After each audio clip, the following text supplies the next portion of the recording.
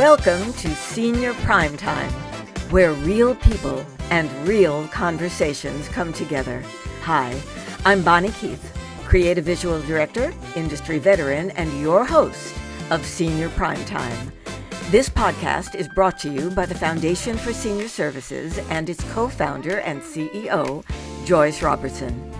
Senior PrimeTime is about living your best life at any age, especially in what we lovingly call Act 3. Today's conversation is the perfect way to launch this journey. Senior PrimeTime is proud to bring you guests who are certified specialists and trusted partners of the Foundation. And kicking us off with our very first senior specialist is Annie Charles, founder of Ageless Conversations, a coach who helps people feel seen, supported, and empowered at every stage of life. And with that, let's get started. I want to say hi to Joyce Robertson, the CEO of the Foundation for Senior Services, who is bringing you and I Senior PrimeTime. I am Bonnie Keith. I am the host, and we have today Annie Charles of Ageless Conversations. And Annie, could you just tell us a little bit about yourself? I am a life coach doing the work that absolutely makes my heart sing. And I'm so grateful to be doing this for over 15 years, working with people, bringing out the best, a plan, a change, whatever is needed is what I focus on.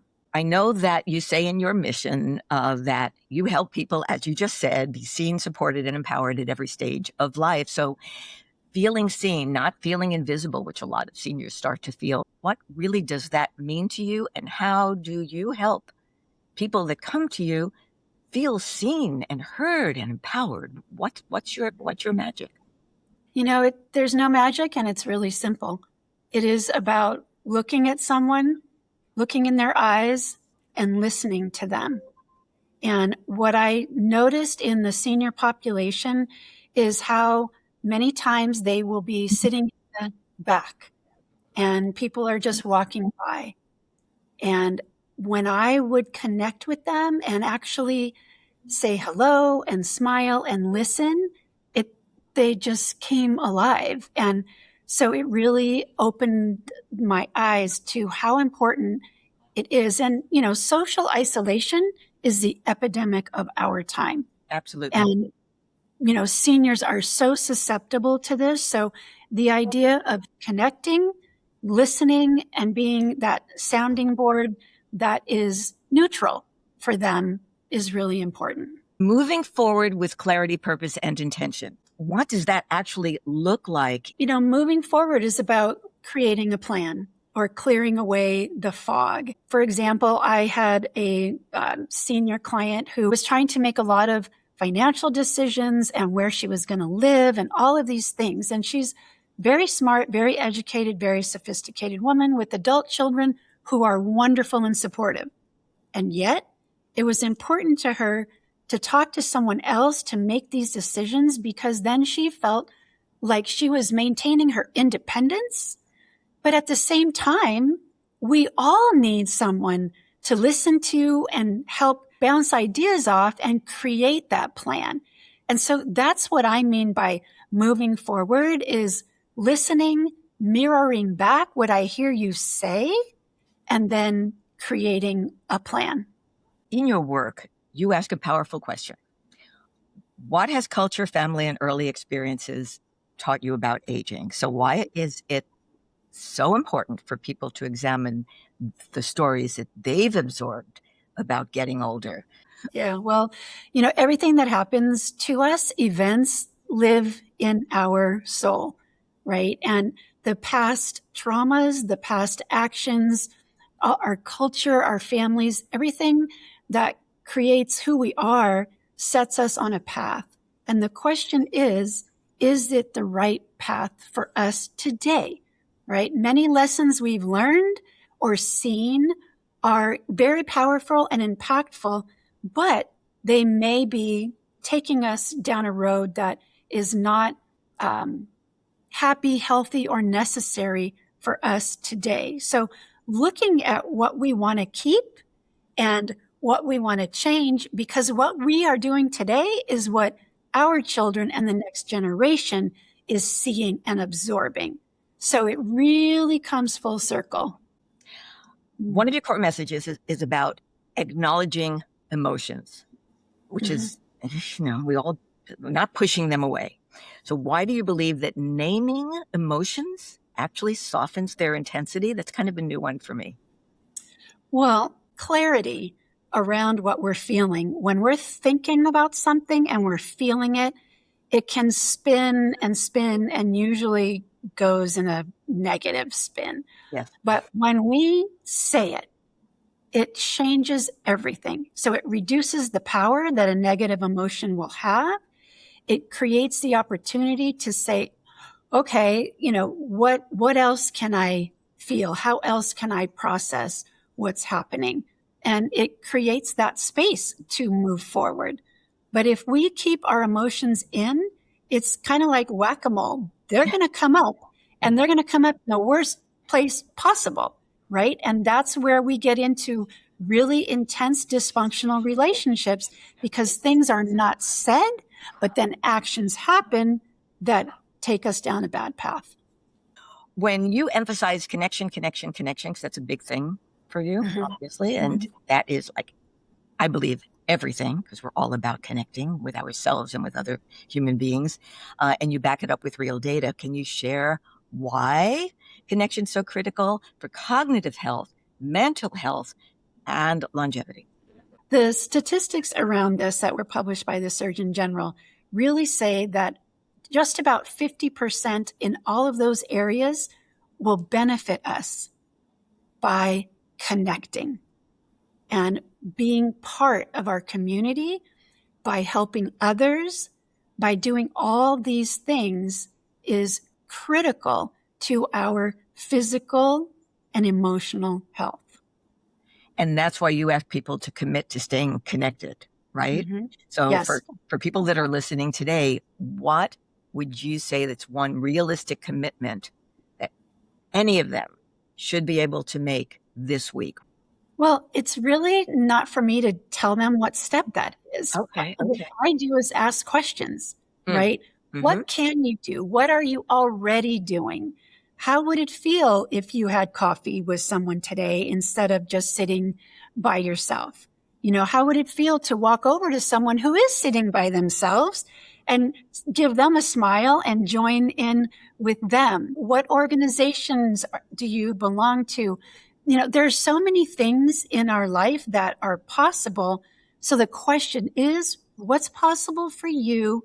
And are you taking advantage of that? And will you commit to doing one of these things this week? Yeah, which is a hard thing to do. But once you commit and you get out there, gosh, you feel so much better. Well, the endorphins that are released are very, very powerful. And who doesn't want more of that? Exactly. And another powerful idea that you introduced is letting go of what should be, what used to be.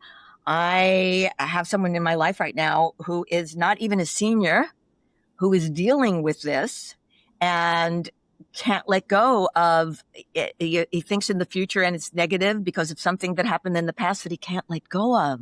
Why is that so difficult? Everything that I talk about in my coaching world has to do with us at every stage. That's why it's ageless conversations, because this is life in general. But like you said, as we get older, things do get more intense. As we get older, things are changing. Who is in our life, who isn't, where are we going, what activities are we doing, who are we doing them with? So there is a lot of thinking about what used to be. And I understand that. I mean, I have that in my own life as well. If we stop and say, okay, I'm not going to get rid of that feeling, right? If we're sad or we're longing, that's okay. I'm not saying you're just going to find something and poof, that feeling is going to go away. But to me, it's all about going forward with that feeling in conjunction with this event or this, situation in our life. I also have the capacity to look at it from a different perspective that will help me move forward instead of staying stuck. Because if we stay in what used to be and what we want it to be, that's not the reality, right? Right. So where is that going to take us? You know, in our head, it's just really very negative. For instance, my daughter moved to Denver with her husband. And it's the first time any of my kids are not in my area to come to my nest, right? And the holidays last year, first time ever, she wasn't at home. And so, of course, I'm sad. Of course, I wish they weren't there. Of course, I wish all these things. But on the other hand, she has a beautiful life there. She is so happy. And we FaceTimed all the time while she was, you know, shopping for tchotchkes for the table. She's showing them to me. I got to see her table. I got to see her friends. You know, I was there in any way that we could. So is it what I would prefer? No. But I don't want to just sit and feel sad. So I chose to celebrate what I can and let it be good. So you use the word chose. And again, when I'm talking to this person in my life, I keep saying you have to change your perspective. You know, think you're everything is the glass is half full, and in reality, it's not. The glass is very full. So you're right. It is a choice. But when people are so down on themselves, how can they change their choice? How do they change that perspective? That's a hard one, right? Because we can't change people. Right. And they have to want to have something different in their life. And sometimes we have to let them get to the bottom of that feeling. Can say, can you help me? Or can we talk about this? Or even if you go and say, are you ready? Are you open to hearing some other perspectives about this? You know, so you have to ask permission, and then maybe they say yes, but they don't want to take action, but that's okay if they're willing to listen. But I think it's important to ask people when in that kind of situation, are you open to hearing something? Because we have to respect where they are. Otherwise, that's how it starts, that other dysfunction in the family, you know, and people pushing each other away. Right. So people come to me for coaching because they have a desire to learn or do something different. Now, it doesn't mean it's easy. It doesn't mean that they embrace what I'm saying. They may struggle. But my role is to say, okay, what are you getting from this? How is this serving you?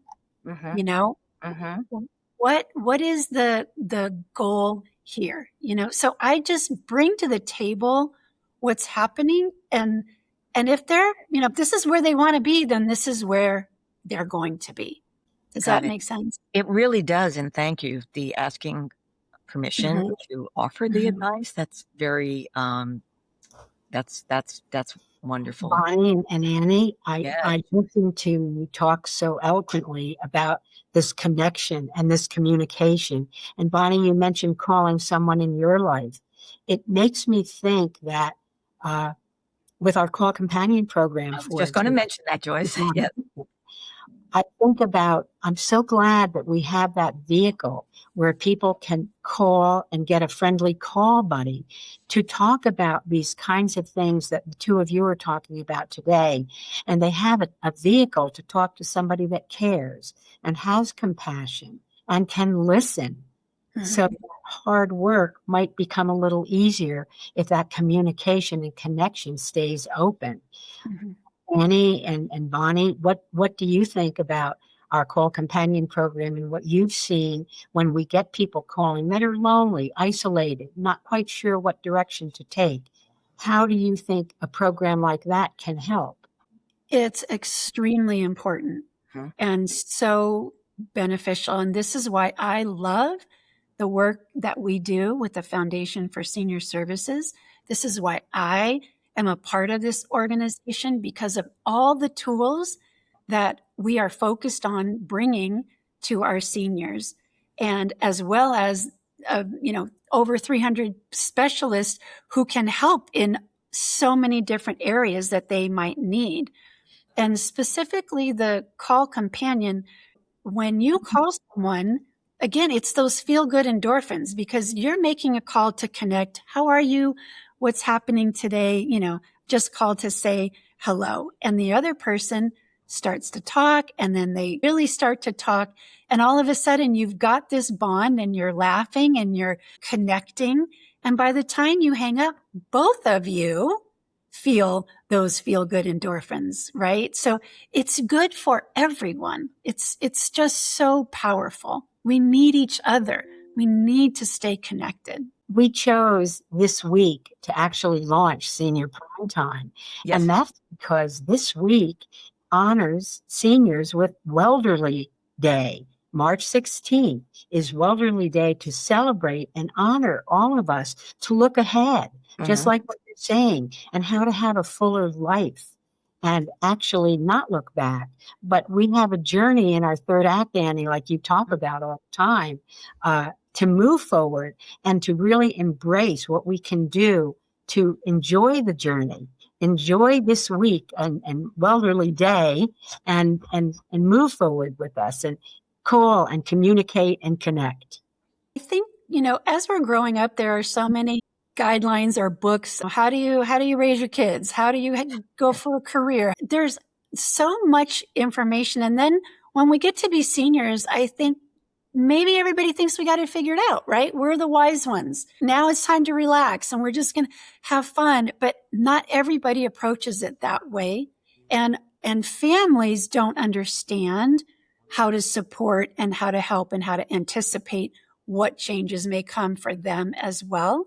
So, I have seen when I have been out at foundation events, the adult children of seniors coming and talking to us, and their eyes are so wide open. They're just like stunned about what's happening and what they can do. And that's surprising to me to see how much people don't know about this phase, this third act, the greatest generation. There are some seniors who are living a great life and they are so happy. So it's not all, doom and gloom. There are people who are thriving. We just want to put all of them together so that the ones who aren't can see the ones who are. And that's how that continuous circle keeps moving everybody forward. So you just mentioned family. So you also speak about in your business, embracing a family of choice, which is different than your family that you were born into. So why is redefining family in this third act so important? As we age and as life changes, like I said, people maybe are no longer there. Situations are different, where we're living, what we're doing. And so longing for the family or the people who used to be. So if we can look at who is at the table, right, and embrace that, these people, these are now our family. It could be so many people. It could be your best friend that you grew up with. It could be one of your friends' parents. And there's so many variations of family of choice. And for an example, at one of the senior communities that the foundation had us come and talk to, they're now living in a new environment, right? And when the holidays come or any type of celebration, they have chosen to look at who they are with in their new community, who is at their table. And I can remember this man's face so clearly. And he said, "This is my family of choice. I am choosing to be happy and be part of this new life." And there's so many fun things to share because they've never heard the stories 100 times, but they're going to share, right? But again, you have to choose it. You have to be open to it. And it doesn't mean that it's easy, because at that same event, there were people who just moved there, and that transition is hard. And so it wasn't as easy for them to happily look at their new family of choice, but they're there. They're willing, and the others are embracing them to help move through that transition. You talk about laughter as a superpower. And I also want to know how when someone feels overwhelmed, where do they start with that? So, well, first, laughter. What I have found in my work is that everything has a physical reaction. Yeah. For instance, self-care. How we take care of ourselves has a huge impact on our heart health, on our, in addition to our emotional health, depression, anxiety, gratitude. Gratitude has a physical effect on our body and how healthy we are just by the fact that we practice gratitude. Laughter is the same thing. The endorphins, the feelings, the connection that is released with laughter is hugely important. So it's not always easy to find something to laugh about. Is there a funny movie that you always know is going to crack you up, or a TV show, or a corny joke that you love to think about that somebody told you? Or looking at a picture of one of our, grandkids or someone we love with that smiling face can bring a smile and joy. So there's lots of ways, and it's just really important to break that cycle of feeling lonely, negative, disconnected, right? Whatever. And being overwhelmed, yes, that is all of us. I mean, the idea of multitasking, it's just not productive. So when we're overwhelmed, what I really find is the need to just stop, stand where you are, take that deep breath in, hold it, and then even a slower breath out. Yeah. Because when we do that, our body tells our nervous system that we're safe and we don't have to be in fight or flight. And we can now have access to calmer thinking. And we just do one thing at a time. How do you eat an elephant? One bite at a time. And it's simple. That's what works really well. So if you were to right now have one takeaway from everything that you've talked about now, what would you say if you wanted to leave our listeners the biggest thing that they can do, that they can take away from this, that they could act on, what would it be? That's like asking me who's my favorite child. That's so funny. Of course. I mean, I'll put you on the spot. I know. Right? Sorry about that. Everything, like each portion of what I talk about has a pearl, I think. Of course. Right. And so, I guess, the awareness piece, the willingness. Okay. Because if we are willing, all of these things can come through us. Awesome. But if we are stuck and we are stubborn, then that's where we're going to stay.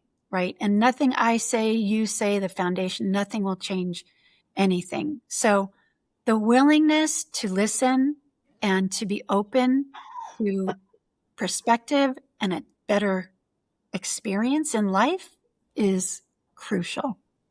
I knew you could do it, Annie.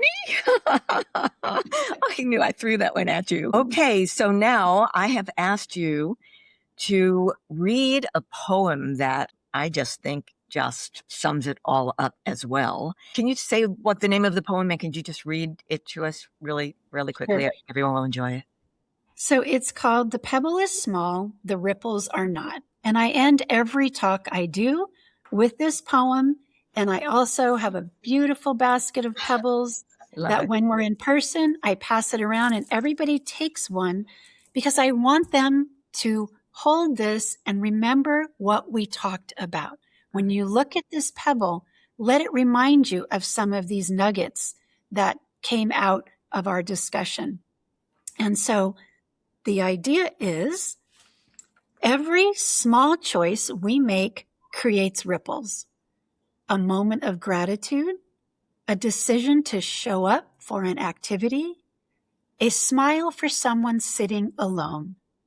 These may seem like tiny pebbles, but their effects spread outward into our mood, our relationships, our community, and our long-term well-being. Just like a pebble creates widening circles, one small positive action can create waves of change in our lives and the lives around us. Oh, I just love that. And now I want to ask for our listeners who just heard those beautiful words, and thank you for sharing that poem. What is one small pebble that they could drop today that might create ripples in their own life or in someone else's? Just one small pebble. And I'd love everybody to think about that, actually write it down so that you will do it, and then comment below this podcast link and let us know what you have done, how you feel about that, and what you're hoping will come from this one little action that you are now taking for your life or for someone else's. And is there anything else that you, Annie, would like the listeners to do or to know or to feel, and Joyce the same, before we finish up this wonderful conversation? Well, I just really want to say how grateful I am to be a part of this conversation, and how wonderful it is to talk with you, Bonnie, and to be part of the Foundation for Senior Services with Joyce is truly amazing, and such a gift that we get to bring to the community and to not only seniors, but their families as well. And it is so important. And I'm so grateful that the foundation is there and a terrific resource for people. And I just enjoyed so much our conversation today. So thank you for having me. Me too. Thank you, Annie. And Joyce? I actually have goosebumps right now, Annie and Bonnie. I am just so honored that we started with you two wonderful women that represent our organization so well. And to listen to that poem and that pebble that I want to hold on to is how grateful I am for both of you and all of our wonderful people that are serving seniors every day to live that better life moving forward into their third act. I know for me, my third act is moving well because of the two of you and all of our others. Thank you. Thank you so much for starting Senior Primetime off for us today. Well, thank you, Joyce. It is an honor for me to be a part of this, and I mean, I get to hang with Joyce a lot, and to host and get to know wonderful people like you, Annie. And if the people who are listening want to contact you, Annie, can you just give them really quickly? By the way, everyone, Annie's information and the foundation's information is in the description, in the show notes. Yeah, my website, www.coachanniec.com, is a perfect way to get a hold of me. You can write me a message. It'll reach me right away, and I will connect with you as soon as I can. Fantastic. And Joyce, is there any way that you would want people to get in touch with you, or for the call companion, or what's the best way for them to do that? Please know that you can call us. You can email us at the information that you have.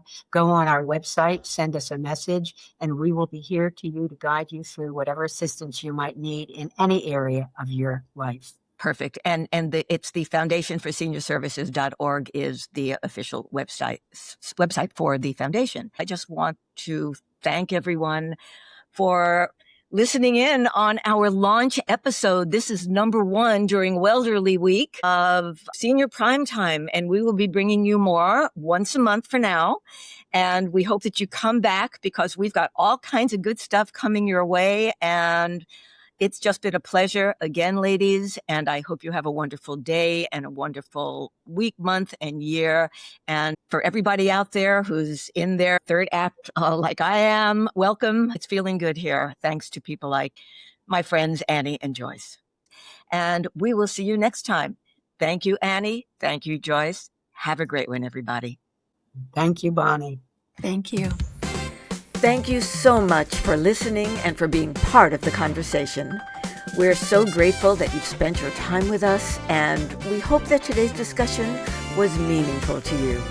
And we'd also like to give a big shout out and thanks to Simpler Horizons Insurance Solutions, owned by Elka Susanna, for sponsoring this episode of Senior Primetime. Simpler Horizons is dedicated to quality service and helping thousands of Medicare recipients find just the right plan for their unique needs. Elka's contact information can be found in both the description and show notes below. And if you would like to be a sponsor of Senior Primetime, we'd love to hear from you. Now remember to subscribe and follow us so that we can stay connected. We have more inspiring stories coming your way that you will not want to miss.